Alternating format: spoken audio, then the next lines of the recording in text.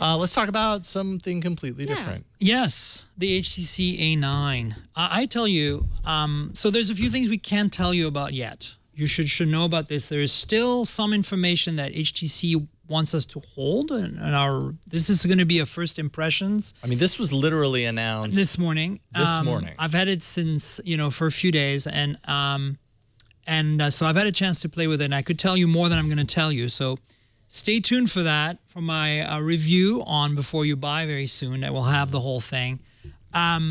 This is one hell of an HTC phone. HTC's back in the game with this phone.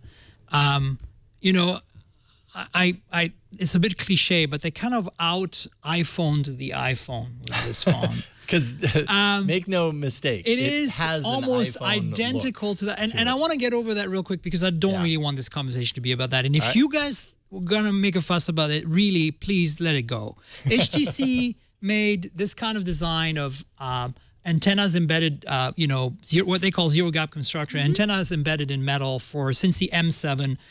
Really, it is Apple who copied them. And then in this case, yes, the fact that it's a flat back and it has the exact same, let me unlock it so you can look at it and remove I don't want to be in the camera app, go away, there we go. So the fact that it does, thank you.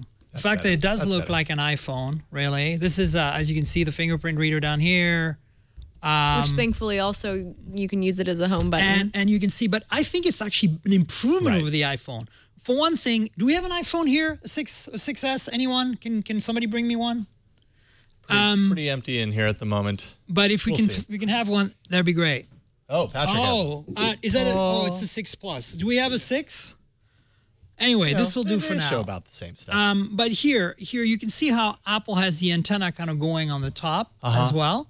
They did a much better job, I think. They have this going, one only, and then they have this other one on top here.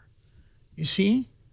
Plastic on top. So that's what that is. When I saw that. So it's a window for the antennas. Okay. And in the bottom, they only have, as you can see, they don't have that bottom part that you see on the iPhone either. They just have a single one. So I think that's a better design.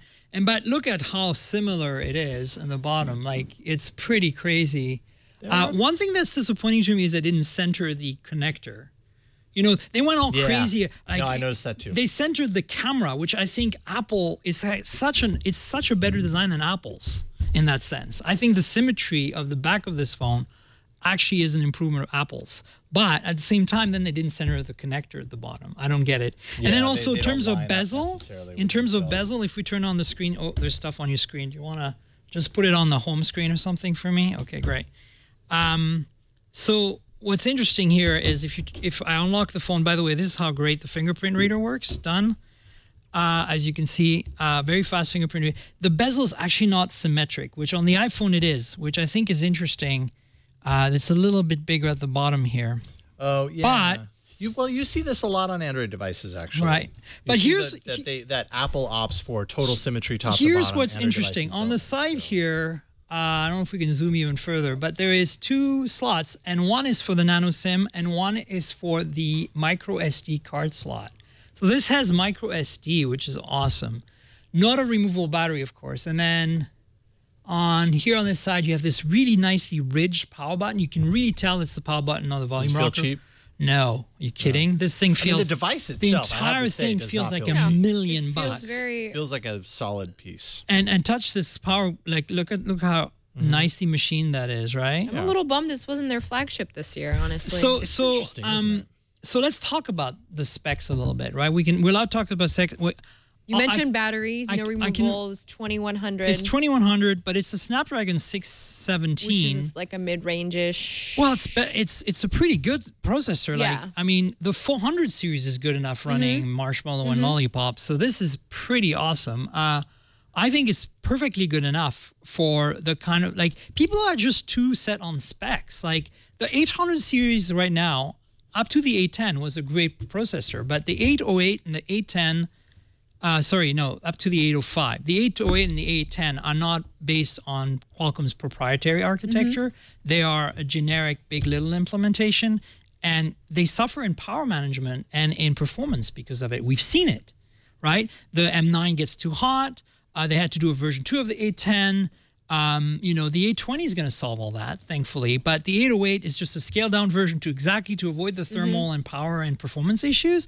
I would much rather have a mid-range processor like the 617 with a 1080p display. In this case, this is a 5-inch 1080p display. Let me actually unlock you and remove that notification so we don't have to deal with it. You know, I would rather have that and good battery life, because a 2100 milliamp hour battery, people are freaking out about that. But frankly, that's really good. It's just going to get good battery life. And I've had 0 issues with battery life on this phone. And it has Marshmallow, so it has Doze already out of the box. Right. So I don't think this is going to be a problem. And you know, I can't show you samples of the camera yet, but I can tell you that the camera is like, okay, here's what I can say about the camera without really making direct. It's better than the M9. I can say that it's far better than the M9. Yeah. It's up there with the G4 and the GS6. That's all I have to say. So if you know what to look for, this is what we're talking about. It is a tremendous camera, and OIS. Finally, they're back. This is the first phone from HTC since the M7 that has OIS. And it has an ultra-pixel front camera, 4 megapixel large pixels, just kind of like the Nexus in the front. And yeah, so this is 13, f over 2.0. Both of them are f over 2.0.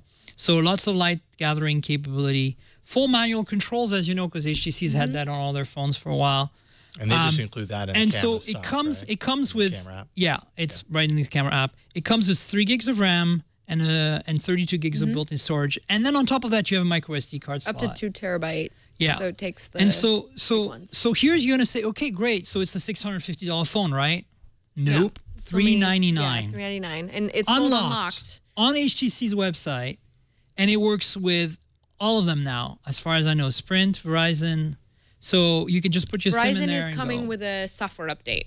Oh, yeah, that's right. Yeah, and Sprint is a separate model that you have to buy. But the bottom line is, like, this is gorgeous. It's like, you can see, you feel the brushing? Yeah, it is really the aluminum pretty. Brushed part, do you feel that? It feels very premium. Nice. I mean, it's super premium. Which is why I was a little confused whether it was like, is this a mid-range phone? Is this a high-end phone? No, I think this is like the new normal for mid-range, really. I honestly... We're starting to see so... Yeah. You know I think this is a flagship. This is a flagship that is not focusing on specs. Right, right. It's a flagship in terms of user experience. It's a flagship in terms of build quality and materials, camera experience, you know, in every single way. Of course, you're going to say if you run benchmarks or play games, you know, it's going to be not as, you know, not as fast as an A10 probably, but who cares? That's what I have to tell you. And, you know, we can't talk about benchmarks and performance here today, but all I have to say is you really don't have anything to worry about. So I'm impressed. I'm impressed to the point. Can we show the different colors? So they gave us the gray one. Brian has pictures I took of the 3. There's an additional color in addition to this. So this is the middle one is the one you saw on the video on the show. Nice. The red one's actually kind of more of a purple. It's a garnet red. It's like a blood red. And then there's a silver that looks a lot like an iPhone because it's white in the front. And then there is a gold that's also white in the front that they didn't have to show us, but apparently exists. It's like more like the standard iPhone gold, not the rose gold. And I have to tell you guys, I'm ready to make this my daily driver because unlocked, because Marshmallow out of the box, because SD card, because OIS, because I don't really care about the specs anymore. I want a phone that just works and is nice and sexy and solid and comfortable. And one of the things that has kept fans of Android as a platform, like super fans, like the people that watch and listen to this show, you guys are in this group. Super fan. Let's say if you're listening to an Android show every week, you can probably consider yourself a super fan. I agree. Is the update aspect of things. Nexus devices are always our go-to because we know that Google is going to be dedicated to bringing quick updates. HTC says that unlocked 1 A9s will receive Android updates 15 days, somewhere between 1 and 15 days after Nexus devices get their updates. Yeah. That's the commitment that they're making. They said they pared down Sense. They did. UI to a Look, way let me where show it can you be updated really more quickly. And good for them. But it's not like totally annoying. There's Check this still out. Little parts If you of can it. look, this is the tray. I mean, that's How much more Android can you be? I mean, if you've seen the go to the what does the application drawer look like? The application drawer. Well, okay, so let me revert back to the default because I'm running. Yeah. Because when I use the phone, okay, it had here we go. Sense UI on it. It has Sense. Here we are. Now we're on Sense. Okay, so I don't know why it's doing some stuff, but here you go. So look, the app tray is vertical because it's always been with Sense. Yep. And then you've got the blink feed thing on this side instead of the Google Now. But look, I killed the one unused panel on the other side. Right. So it feels to me very little. I mean, and I love. Are you using the HTC keyboard app? No. I'm using again, same thing as Switch. I'm sorry, but I do that to all my phones. But that's the benefit of where we're at right now with Android. And you probably noticed that it's on HSPA Plus. This is because this is a European model.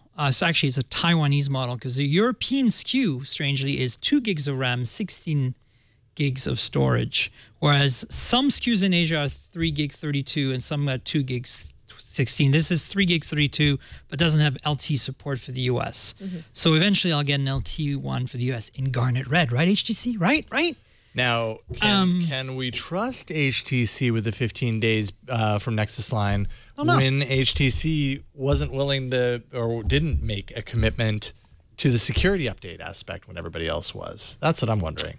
You know what I mean? Like that is I'm super stoked to hear them say that, and I will love to see them hold up to that promise. But proof will be in the pudding, as far as I mean, they had to say that because that was essentially what was. The carriers are really the ones that are holding them back. Yeah.